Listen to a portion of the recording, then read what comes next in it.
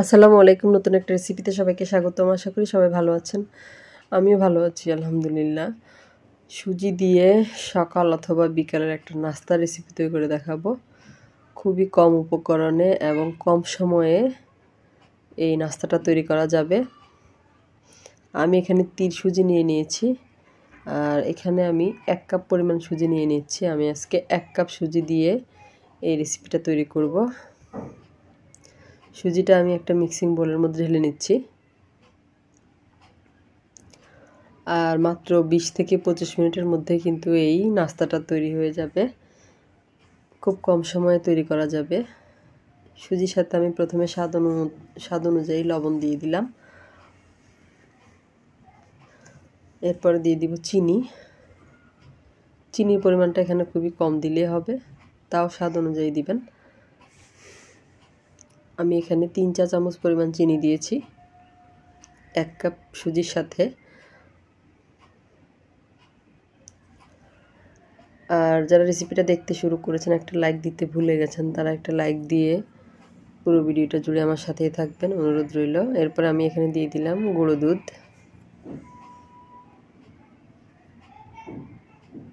2 চা চামচ পরিমাণ। আর গুঁড়ো দুধটা চাইলে না দিলেও হবে, দিলে খেতে একটু বেশি ভালো লাগে। এরপরে আমি এখানে দিয়ে দিব আগে থেকে জাল করে রাখা গরুর দুধ। 1 কাপ পরিমাণ দুধ আমি প্রথমে দিয়েছি, দিয়ে আমি আগে মিশিয়ে নিব।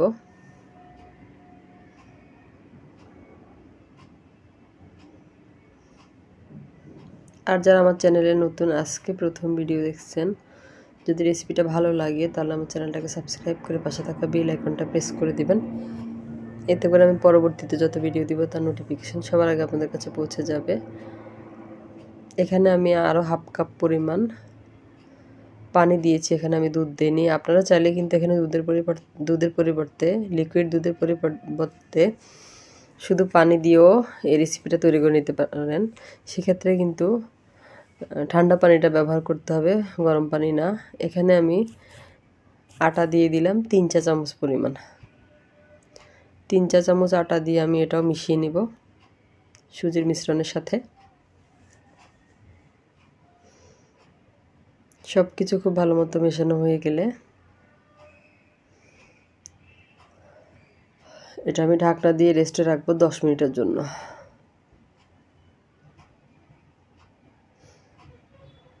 খুব ভালো মতো মেশানো হয়ে গিয়েছে। এই পর্যায়ে আমি এটা ঢাকনা দিয়ে রেস্টে রাখবো 10 মিনিটের জন্য। 10 মিনিট পরে আমি ফিরে আসলাম। 10 মিনিট পরে আবার একটু, এবার দেখেন এটা কিন্তু সুজিটা ফুলে এটা কিন্তু আরেকটু ঘন হয়ে গিয়েছে। এই জন্যই সুজিটা কিন্তু রেস্টে রাখতে হবে 10 থেকে 15 মিনিট। এই পর্যায়ে আমি দিয়ে দিলাম বেকিং সোডা। বেকিং সোডা দিয়ে দিব 1 চা চামচ থেকে কম, 1/2 চা চামচের মতো। 1/2 চা চামচের মতো দিয়েছি আমি এখানে। বেকিং সোডাটা দিলে এই রেসিপিতে সফট হবে, খেতে ভালো লাগবে। মিশিয়ে নিতে হবে খুব ভালো মতো বেকিং সোডাটাকে। মিশানো হয়ে গিয়েছে, এক পাশে রেখে দিব। আর যে প্লেটের মধ্যে আমি এটা ভাপে দিব, ওই প্লেটের মধ্যে আমি সামান্য একটু তেল দিয়ে তেলটা ব্রাশ করে নিব। তেলটা পুরো প্লেটের মধ্যে আমি ব্রাশ করে নিব। আর এটা কিন্তু খুব কম সময় হয়ে যাবে, বেশি সময় লাগবে না।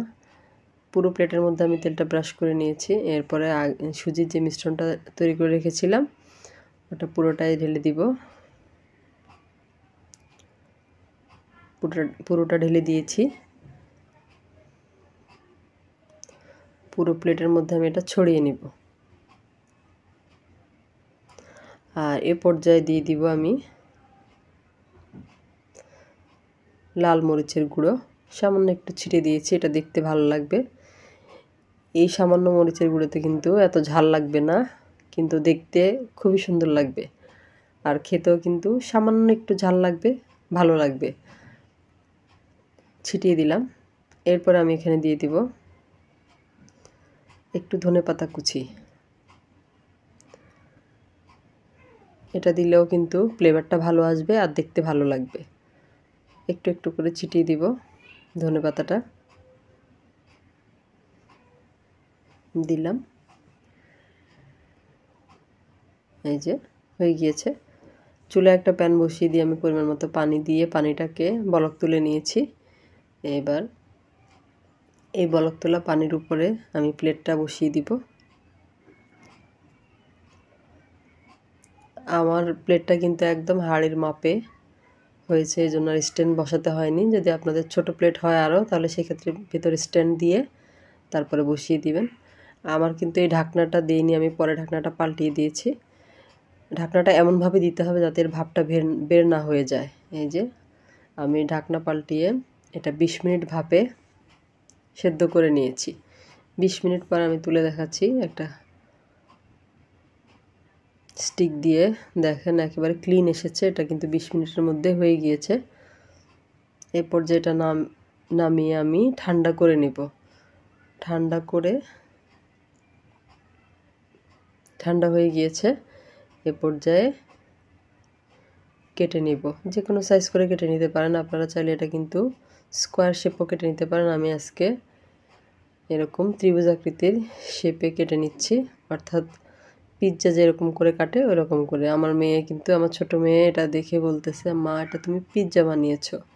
আমি বললাম যে হ্যাঁ, পিৎজা বানিয়েছি তোমার জন্য। এইভাবে করে আমি কেটে কেটে টুকরোগুলো তুলে নিব। সবগুলো আমি এভাবে কেটে তুলে নিয়েছি। এভাবেও কিন্তু এটা খাওয়া যাবে, কিন্তু আমি যে প্রসেসটা করছি এটা করলে কিন্তু আরও বেশি মজা লাগবে। চুলায় একটা প্যান বসিয়ে দিয়েছি। প্যানটা যখন গরম হয়ে যাবে তখন এর মধ্যে আমি একেবারে খুব সামান্য সয়াবিন তেল দিয়ে দিলাম। চাইলে এখানে বাটার অথবা ঘিও ব্যবহার করা যাবে, সেক্ষেত্রেও কিন্তু এটা খেতে অনেক ভালো লাগবে। পুরো প্যানের মধ্যে আমি তেলটা লাগিয়ে নিব। এরপরে আমি সুজির যে নাস্তাটা রেডি করে রেখেছিলাম ওটা দিয়ে দিব। 2-3 পিস দিয়ে মিডিয়াম আঁচে এপিট ওপিট করে একটু ভেজে নিব। এতে করে কিন্তু এটা খেতে অনেক বেশি ভালো লাগবে। আর এটা কিন্তু চা দিয়েও খাওয়া যাবে, এমনিতেও খাওয়া যাবে, সস দিয়েও খাওয়া যাবে, যে কোনো চাটনি দিয়েও খাওয়া যাবে।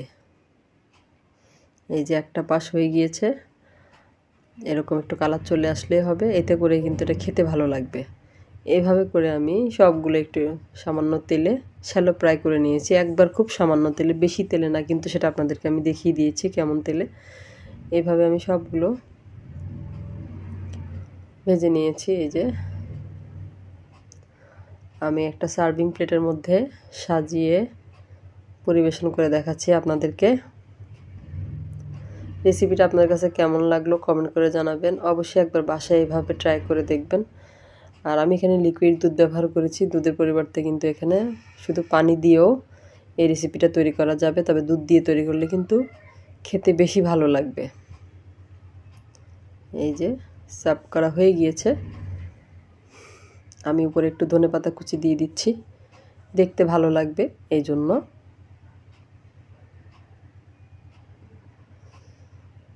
আর খুব মজার একটা রেসিপি, অবশ্যই বাসায় একবার ট্রাই করে দেখবেন। একেবারে কম সময়ে তৈরি করা যায়। এই যে একেবারে পারফেক্ট হয়েছে। সবাই অনেক বেশি ভালো থাকবেন। আল্লাহ হাফেজ।